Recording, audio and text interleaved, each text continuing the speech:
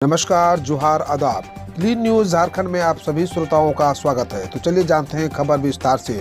झारखंड स्थापना दिवस पर बिरसा मुंडा सिद्धू कान्हू के वंशजों के लिए बनेगा 100 करोड़ रुपए का फंड।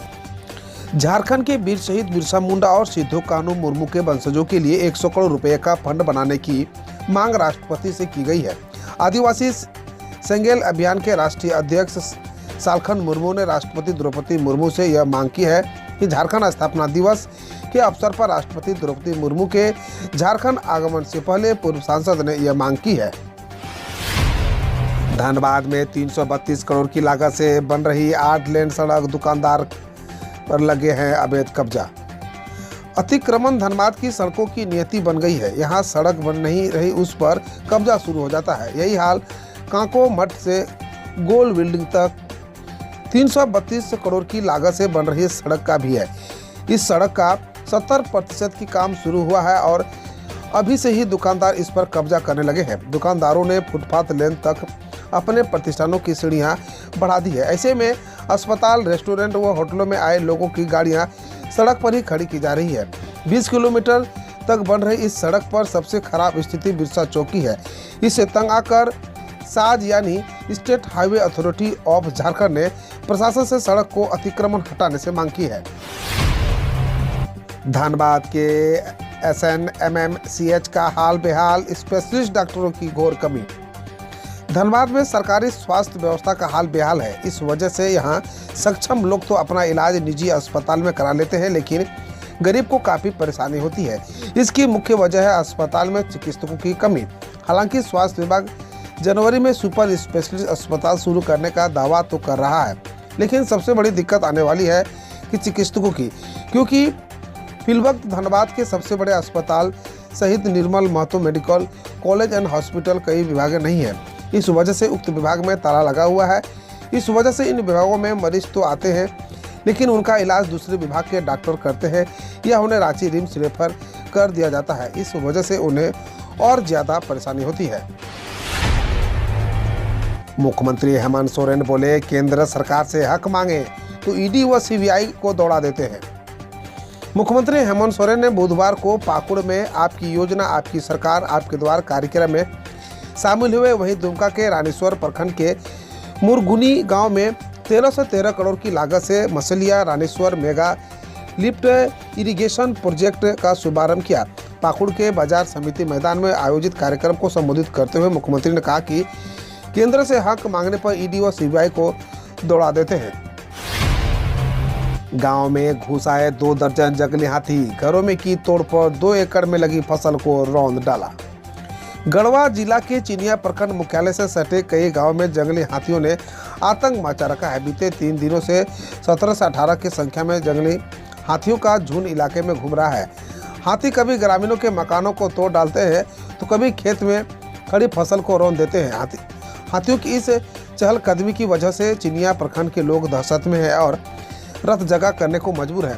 ताज़ा मामला बुधवार देर रात का है। मिली जानकारी के मुताबिक रात हाथियों का समूह चिनिया के टोला सिमरा टांड में घुस गया और जमकर उत्पात मचाया।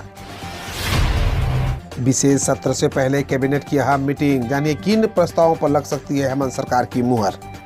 झारखंड कैबिनेट की बैठक दोपहर 2 बजे से शुरू होगी। मुख्यमंत्री हेमंत सोरेन की अध्यक्षता में होने वाली इस बैठक में कई अहम प्रस्तावों की मंजूरी मिल सकती है। 10 नवंबर यानी कल होने वाली कैबिनेट मीटिंग महीनों में खास थी। दरअसल 11 नवंबर यानी आज विधानसभा का विशेष सत्र बुलाया गया है। विशेष सत्र में जनहित से जुड़े कुछ अहम घोषणाओं के मद्देनजर सबकी नजर कैबिनेट की मीटिंग पर बनी हुई है। 15 नवंबर को झारखंड का 22वां स्थापना दिवस मनाया जाना है। बतौर मुख्य अतिथि द्रौपदी मुर्मू इसे स्वीकृत करने वाली है। इस लिहाज से भी कैबिनेट की मीटिंग महत्वपूर्ण है। हेमंत सरकार इस बैठक में कुछ नई योजनाओं को भी मंजूरी दे सकते हैं। हेमंत सोरेन का बड़ा फैसला, छात्रों की पढ़ाई से लेकर नौकरी के लिए शुरू हुई 4 नई योजनाएं। झारखंड में आर्थिक रूप से कमजोर बच्चों की कोचिंग से लेकर नौकरी तक 3 नई मुख्यमंत्री शिक्षा प्रोत्साहन योजना, मुख्यमंत्री प्रशिक्षण योजना और गुरुजी स्टूडेंट क्रेडिट कार्ड योजना शुरू करने की स्वीकृति कैबिनेट ने दी है। मुख्यमंत्री शिक्षा प्रोत्साहन योजना के तहत राज्य के 10वीं पास 8000 बच्चों को engineering, medical, mass communication, fashion designer, hotel management, CA या ECW की कोचिंग निःशुल्क कराई जाएगी। यह कोचिंग राष्ट्रीय संस्थानों जैसे LN, आकाश या अन्य बड़ी कोचिंग संस्थाओं जो झारखंड में अवस्थित है उनमें दी जाएगी।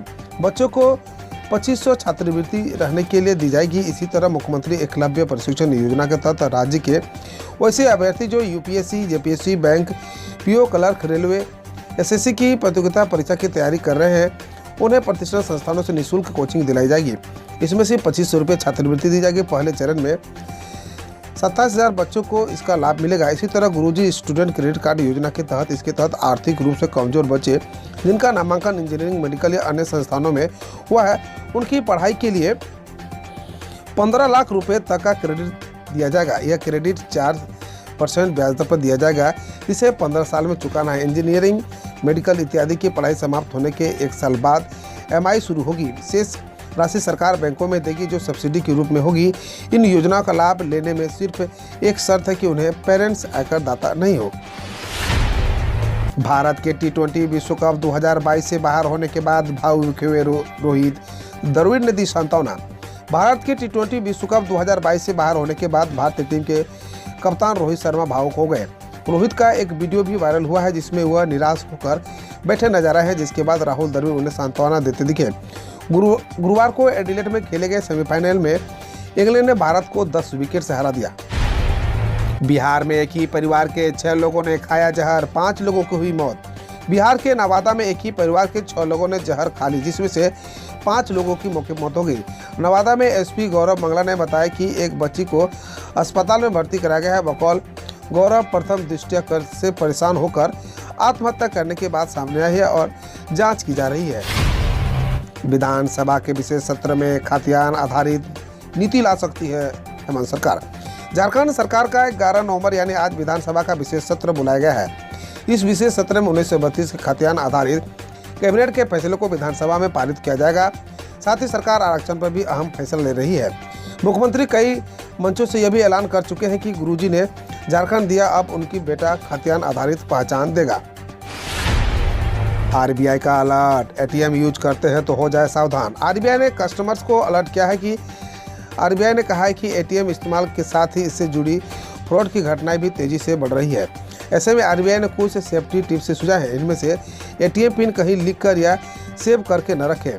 एटीएम मशीन में पिन डालते वक्त पिन कीपैड को अपने हाथों से ढक लें। कैश विड्रॉल के बाद कैंसिल बटन जरूर दबाएं। एटीएम मशीन में कार्ड फंस जाते हैं तो तुरंत अपने बैंक को कॉल कर इसकी जानकारी दें। 13 राज्यों में 14 नवंबर तक बारिश की चेतावनी। पश्चिमी विक्षोभ सक्रिय, ऑरेंज अलर्ट जारी। पर्वतों पर तेज हुई बर्फबारी। देश के मौसम के मिजाज में तेजी से बदलाव देखने को मिल रहा है। पहाड़ों पर बर्फबारी शुरू हो गई है। दक्षिण के राज्य में लगातार बारिश से लोग परेशान हैं। वहीं आईएमडी अलर्ट के मुताबिक उत्तर और मध्य भारत में गुलाबी ठंड की दस्तक के साथ ही एक बार फिर से ठिठुरन बढ़ने लगी है। पश्चिमी विक्षोभ के सक्रिय होने के कारण 13 राज्यों में बारिश का अलर्ट जारी कर दिया गया है।